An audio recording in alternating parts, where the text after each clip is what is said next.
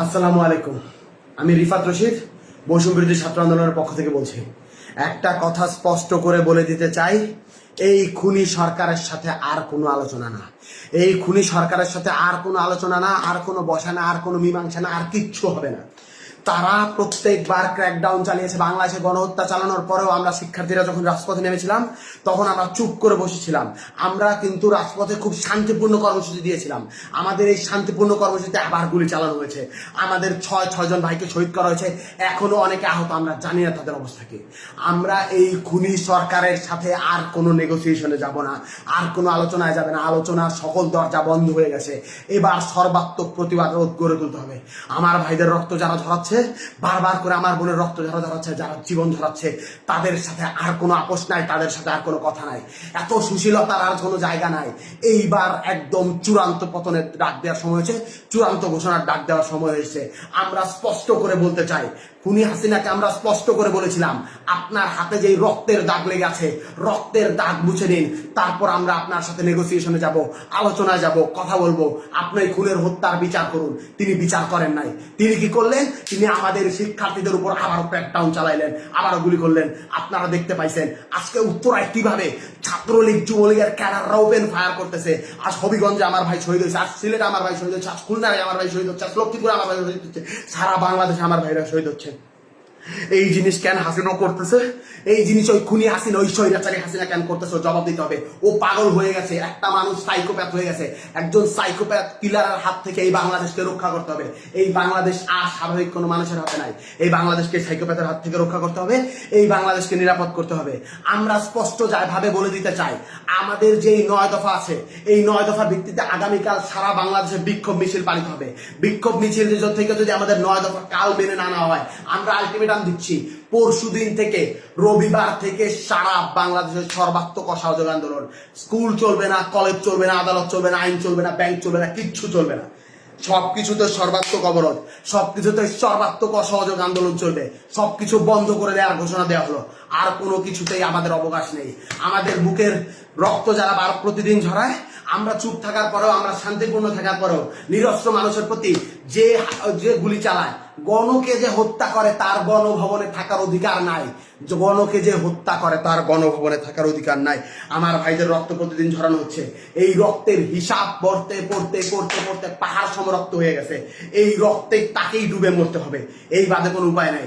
আমি স্পষ্ট করে বলতে চাই, আপনারা এই 9 দফায় ভিতরে, 9 দফার দাবিতে আগামীকাল বিক্ষোভ কর্মসূচি পালন করুন। সারা বাংলাদেশের প্রতিটি জনতা রাস্তায় নেমে আসুন। আপনার ঘরের সামনে, আপনার বাড়ির সামনে প্রতিটি অলি গলিতে দুর্গ গড়ে তুলুন। বাংলাদেশের প্রতিটি ঘর একটা দুর্গ হয়ে উঠবে। এই 9 দফা যদি মেনে না নেওয়া হয়, পরদিন থেকে আমরা বলতে চাই, আমরা স্পষ্ট করে বলতে চাই, পরদিন থেকে সর্বাত্মক অসহযোগ আন্দোলন। এই সরকারকে কেউ সাহায্য করবে না, কেউ সাহায্য করবে না, কেউ সাহায্য করবে না। গোটা বাংলার ছাত্র জনতা, গোটা বাংলার কৃষক জনতা, গোটা বাংলার শ্রমিক জনতা একত্র হয়ে গেছে। এই সরকারকে কেউ সাহায্য করবে না। কেউ ব্যাংকে টাকা দিবেন না, কেউ কিচ্ছু করবে না, কেউ কোনো লেনদেন করবে না, অফিসে আদালতে যাবেন না। এই সরকারের সব থেকে বড়, এই দেশের সব থেকে বড় যে 2টা খুঁটি, একটা হলো গার্মেন্টস প্রতিষ্ঠান, আরেকটা হলো রেমিটেন্স। প্রবাসী ভাইদেরকে বলতেছি, একটা টাকা বৈধ চ্যানেলে রেমিটেন্স পাঠাবেন না। বিকাশ নগদে টাকা পাঠালো, সেটাও কিন্তু বৈধ চ্যানেলে হয়, সেটা রেমিটেন্স সরকারের যোগ হয়। বিকাশ নগদেও কেউ টাকা পাঠাবেন না। আমরা বলতে চাই, গার্মেন্টস শ্রমিকদেরকে বলতে চাই, আমি আশুলিয়ার ছেলে, আমার রক্তে, আমার খুনে, আমার প্রতিটি জায়গায় জায়গায় গার্মেন্টস শ্রমিকদের ছাপ, রক্ত, ঘামের পয়সা লেগে আছে। আপনাদেরকে আমি বলতে চাই, আপনারা কেউ আর গার্মেন্টসে যাবেন না। আপনাদের কেউ আর গার্মেন্টসে যাবে না। গার্মেন্টসে যারা যায়, আমার মা, আমার বোন, আমার মা বোনদেরকে বলতেছি, আমার ভাইদেরকে বলতেছি, আপনারা কেউ গার্মেন্টস কারখানায় যাবেন না। আমার ভাইদেরকে শহীদ করা হচ্ছে, এর স্পষ্ট বিহিত না হওয়া পর্যন্ত, এর বিচার না হওয়া পর্যন্ত আপনারা কোথাও গার্মেন্টসে যাবেন না। রিজিকের মালিক আল্লাহ। আল্লাহ বাঁচাইলে আমরা খাবো, আল্লাহ না বাঁচাইলে আমরা মরে যাবো। আপনারা রিজিকের ভয়ে আর কেউ ওই স্বৈরাচারের তাবেদারি করবেন না। আপনারা কেউ একটা রোববার থেকে যদি আমাদের দাবি মেনে না নেওয়া হয়, তাহলে কোনো গার্মেন্টস শ্রমিকে, কল কারখানা সবকিছু বন্ধ ঘোষণা করা হলো। আমরা স্পষ্ট করে বলতে চাই, কিছুক্ষণের মধ্যেই বৈষম্য বিরোধী ছাত্র আন্দোলনের পক্ষ থেকে অফিসিয়ালি প্রেস রিলিজ দেওয়া হবে। আমরা বলতে চাই, এই 9 দফা যদি আগামীকালকে মেনে না নেওয়া হয়, যেই অসহযোগ আন্দোলন হবে, সেই অসহযোগ আন্দোলনের পরিণতি কি সেইটা আপনি স্পষ্ট বুঝতে পারতেছেন। ইন্টারনেট বন্ধ করে দেওয়া হতে পারে, সবকিছু বন্ধ করে দেওয়া হতে পারে, এই ভিডিওর পর আমি কতক্ষণ বাঁচবো আমি জানি না। লা ইলাহা ইল্লাল্লাহু মুহাম্মাদুর রাসূলুল্লাহ বলে এই কালেমা পড়ে আমি যাচ্ছি। আমি যদি মরে যাই ভয় নেই, বাংলার প্রতিটি মানুষ যারা বেঁচে আছেন তারাই নেতৃত্ব দিবেন, তারাই চালিয়ে দিবেন। এই কালেমা পড়ে নেওয়ার পর আমার আর ভয় নেই। আল্লাহর কাছে আমরা বলতে চাই, আল্লাহ এই জালিমের তুমি পতন করো, এই জালিমের তুমি বিচার করো। আপনারা প্রত্যেকটি ধর্ম আছে, মসজিদে, মন্দিরে, পেগোড়ায়, গির্জায়, সকলের যে স্রষ্টা আছে তাদের কাছে আপনার হাত তুলুন, আওয়াজ তুলুন, বলুন এই জালিমের থেকে আপনারা পতন চান।